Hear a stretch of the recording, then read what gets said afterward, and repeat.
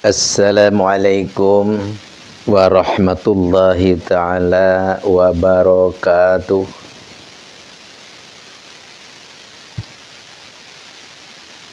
Bismillah wa billah wa minallah wa ilallah wa alallah wa fillahi wa la hawla wa la quwwata illa billahil aliyyil azim. Asyhadu an la ilaha illallah wa asyhadu anna Muhammadan abduhu wa rasuluh. Allahumma sholli wa sallim wa barik ala sayidina nabi akhir zaman wa ala alihi wa sahbihi ajmain. Amma ba'd. Qala Allah ta'ala fil Qur'anil Karim, a'udzu billahi minasyaitonir rajim. Bismillahirrahmanirrahim. Ud'u ila sabili rabbika bil hikmah wal mau'izatil hasanah wajadilhum billati hi ahsan. Al-ayah. Wallahu a'lam bimurad bidzalik. Wa qala an-nabiy sallallahu alaihi wasallam, man arada dunya fa'ali bil ilmi wa man arada al-akhirata fa'ali bil ilmi wa man aradahuma fa'ali bil ilmi. Alhamdulillah wa syukrillah ala hadhihi ni'amillah. Kita bisa bertemu kembali, bermuajahah, bersilaturahim, sekaligus kita boleh. Ini adalah suatu nikmat. Ini adalah suatu anugerah dari Allah yang sangat luar biasa. Alhamdulillah. Kenapa dikatakan luar biasa? Karena tidak semua orang bisa. Hanyalah orang-orang tertentu yang terpilih oleh Allah Jalla wa'ala. Termasuk kita, alhamdulillah. Ini adalah malam nuzulul Quran. Itu tanggal 17 Ramadan. Malam diturunkannya Al-Quran oleh Allah Subhanahu wa ta'ala. Yang mana syahru Ramadan alladzi unzila fihil Quran hudal linnas wa bayyinatin minal huda wal furqan. Bulan puasa, bulan Ramadan ini adalah diturunkannya Al-Quran, yang mana Al-Quran itu adalah hudan, petunjuk linnas bagi manusia, wa bainati minal huda, dan penjelasan pertelaan pada petunjuk-petunjuk dan Al-Quran yang memisahkan kebatilan dan kebenaran. Setiap agama mempunyai kitab. Ya, seperti Buddha punya kitab tersendiri. Hindu punya kitab tersendiri. Kristen punya kitab tersendiri. Yahudi punya kitab tersendiri. Islam punya kitab Al-Quran. Yang mana Al-Quran itu adalah hudalinas. Dan ada di dalam ayat yang lain, wa nunazzilu 'alaikum minal Qur'an ma huwa syifaa'un rahmatan lil mu'minin. Di samping Al-Quran itu adalah dasar agama, petunjuk, juga adalah obat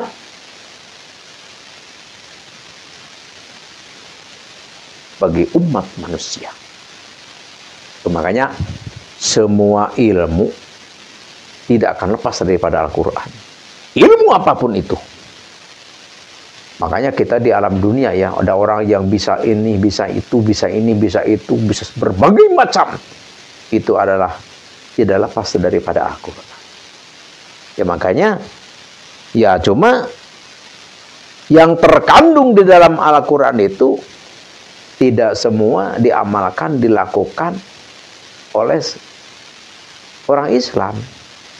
Makanya banyak-banyak ilmu-ilmu teknologi ya, yang berbagai macam.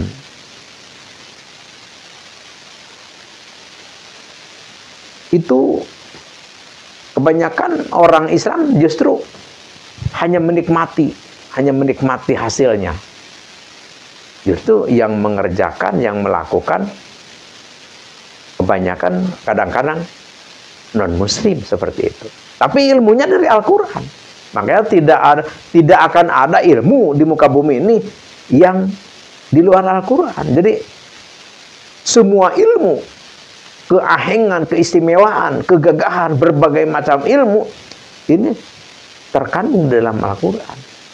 Itu makanya banyak orang-orang pemikir, orang-orang cendekiawan yang asalnya tidak punya agama, yang asalnya mungkin agamanya berbagai macam agama, akhirnya sampai memeluk Islam. Kenapa? Karena dia menemukan temuan-temuan yang akhirnya ya mengerucutnya, oh, Islam seperti itu. Ya diantaranya seperti gini aja. Ada orang, tentu orang luar ya, orang luar sampai bisa naik ke bulan gitu kan. Tuh, kenapa dia sampai masuk Islam? Karena pas dia sampainya di bulan mendengar suara azan gitu kan.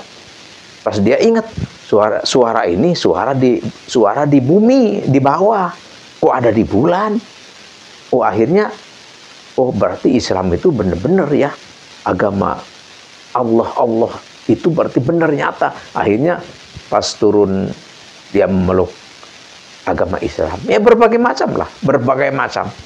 Seperti orang-orang pertapa, gitu, dalam orang pertapa di dalam pertapaan menemukan yang akhirnya sesuatu itu adalah dalam Islam seperti itu. Jadi sangat luar biasa. Jadi Al-Quran ini adalah suatu mukjizat bagi Nabi Muhammad, mukjizat terbesar. Banyak mukjizat Nabi. Seperti apa? Ya seperti bulan bisa dipegang, bisa dibelah dua, bisa pepohonan jalan sendiri, bisa berbagai macam lah. Tapi itu adalah mukjizat kecil, berbagai macam. Kalau kita membaca hikayat-hikayat Nabi besar Nabi Muhammad SAW, ya seperti siang hari jadi malam, berbagai macam lah. Itu adalah mukjizat kecil. Mukjizat terbesar Nabi Muhammad SAW itu adalah Al-Quran. Jadi Al-Quran ini adalah mukjizat Nabi terbesar. Oleh karena itu harus kita benar-benar ikuti, amalkan, laksanakan. Jadi malam Nuzulul Quran ini adalah kita memperingati keagungan turunnya Al-Quran. Tapi jangan kita hanya diperingati saja, amalkan.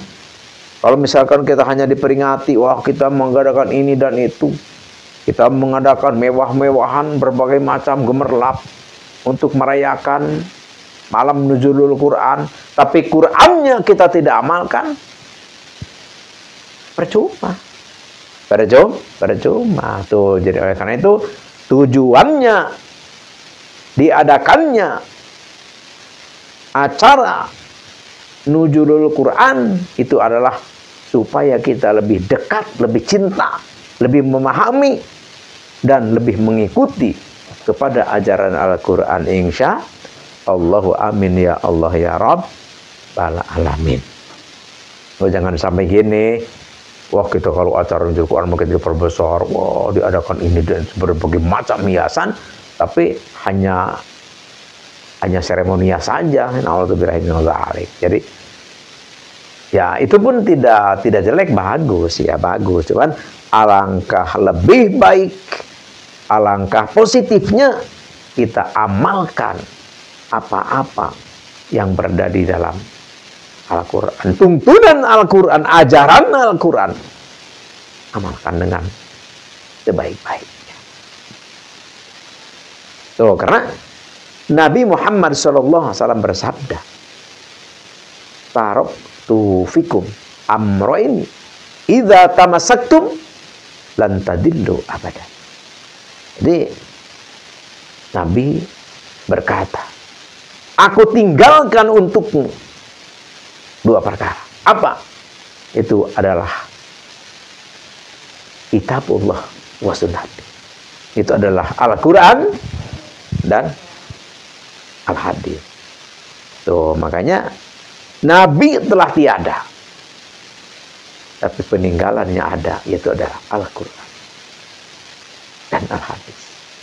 Oleh karena itu, jangan sampai kita keluar daripada ajaran Al-Quran dan Hadis.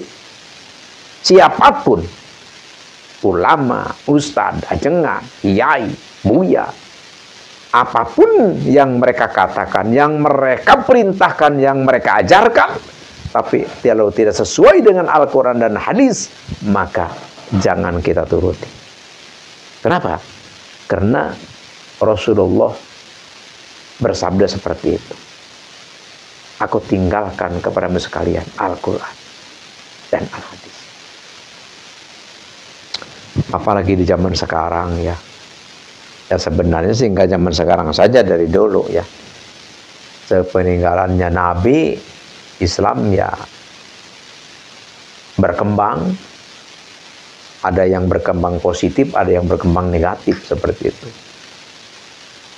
Banyak aliran-aliran, ajaran-ajaran yang nyeleneh-nyeleneh.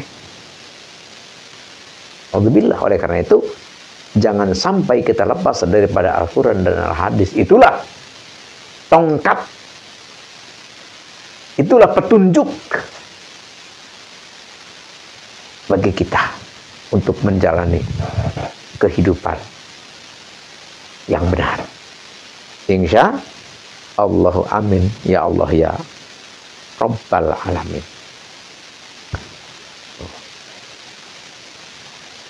Jadi di dalam bulan Ramadan ini adalah suatu bulan yang sangat luar biasa. Bulan yang penuh berkah. Bulan yang penuh kasih sayang Allah kepada kita. Bulan yang penuh maghfirah, pengampunan Allah kepada kita. Dan bulan yang dimerdekakannya kita dari neraka. Alhamdulillah. Jadi karena itu jangan sampai kita sia-siakan. Jadi jangan begini, ini aduh bulan puasa. Bukannya kita banyak i'tikaf, bukannya kita banyak baca Quran, bukannya kita banyak sholat sunnah, bukannya kita banyak sedekah. Malah bulan puasa justru ngumbar nafsu. Makan banyak, minum banyak, main-main banyak, wah, jalan-jalan banyak. Na'udzubillahi min dzalik. Jadi bulan puasa bukan untuk jalan-jalan. Bulan puasa bukan untuk lomba makan, tapi bulan puasa adalah kesempatan untuk kita mendekatkan diri kita kepada Allah sedekat-dekatnya. Insya Allahu amin ya Allah ya Rabbal alamin. Makanya dengan keagungan puasa, keagungan Ramadan, Rasulullah SAW bersabda, "Idza jaa sahrur Ramadan." Jadi apabila datang bulan Ramadan, abwabu putihat, abwabul jannah, dibukakan pintu-pintu surga. Wa ghuliqat abwabun nar, dikunci, ditutup semua pintu-pintu neraka. Wa sufibatis syayatin, dan dicangcang dan diikat setan-setan. Jadi bulan puasa ini tidak ada setan berkeliaran, diikat semua.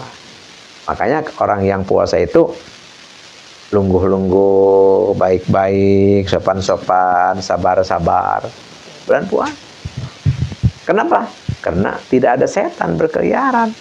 Oh, itu ada orang yang godin. Bulan puasa ya. Bulan puasa godin. Apa sih godin? Godin kan bahasa setan ya. Kalau di Banten nggak ada bahasa godin. Godin itu adalah tidak berpuasa, namanya godin. Jadi di bulan puasa tidak berpuasa, namanya godin. Tuh, banyak yang godin ya. Terus hanya terlihat kaki saja gitu, jadi badannya nggak terlihat, tapi kakinya terlihat gitu. Jadi warteg gitu ditutup tapi kakinya nggak tertutup. Kok banyak yang godin? Bukankah setan itu dirantai, diikat? Tuh, sudah Al-Fakir ingatkan. Para penceramah, para ustadz, para kiai juga mengatakan. Jadi di dalam tubuh kita ada nafsu. Yang mana nafsu itu kekuatannya, dahsyatnya melebihi daripada setan. Setan 70 setan. Nafsu 1 itu masih dahsyat nafsu orang yang 1. Jadi setan 70 aja kalah itu dengan nafsu kita. Tuh, makanya kita harus bisa menjaga nafsu. Jadi nafsu kita harus kita urus, harus kita jaga, harus kita waspadai dan perhatikan nafsu kita. Jadi kalau kita ingin berontak begini, langsung kita istighfar. Tuh, jadi jangan sampai nafsu kita koncar, jangan sampai nafsu kita diamkan begitu saja. Nanti ngacapruk ya, bisa akhirnya puasa bukannya ibadah bener, bukannya i'tikaf di masjid baca Quran talis, bukan, justru malah jalan-jalan godin. Nauzubillahi min dzalik. Itulah perbawa nafsu. Tuh, makanya di puasa ini, bulan puasa ini, Nabi memberi arahan, anjuran kepada kita. Qala sallallahu alaihi wasallam, idza kana yaumu saumi ahadikum fala yarfuth wala yaskhab. Tuh, apabila kita berpuasa, gitu ya. Misalkan kita lagi berpuasa nih,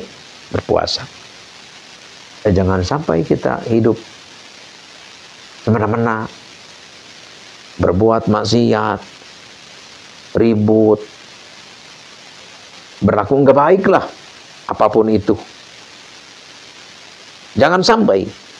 Bahkan fa'in sabahu ahadun au qatala falyakul inni shaimun. Bahkan seandainya ada orang yang ngajak berantem kepada kita, wah, kita disamperin, ngomong kepada kita semaunya, pokoknya mancing-mancing lah supaya kita mau ribut. Kita jangan terpancing. Katakan saja kepada dia, inni shaimun, aku lagi puasa. Gitu. Jadi intinya apa? Intinya apa? Maaf. Ya, artinya kita di dalam waktu berpuasa ini abaikan saja apapun kata orang, apapun hinaan orang, apapun perbuatan orang yang tidak enak kepada kita, jangan disambut. Abaikan saja, anggaplah tidak ada apa-apa. Insya Allah, amin ya Allah ya Rabbal alamin. Hanya inilah yang Al-Fakir bisa katakan, semoga bermanfaat. Teruntuk khusus untuk Al-Fakir sendiri, umumnya untuk kita semua. Semoga dengan adanya obrolan kata-kata seperti ini menjadikan satu wasilah kita diberi rahmat oleh Allah Subhanahu wa taala.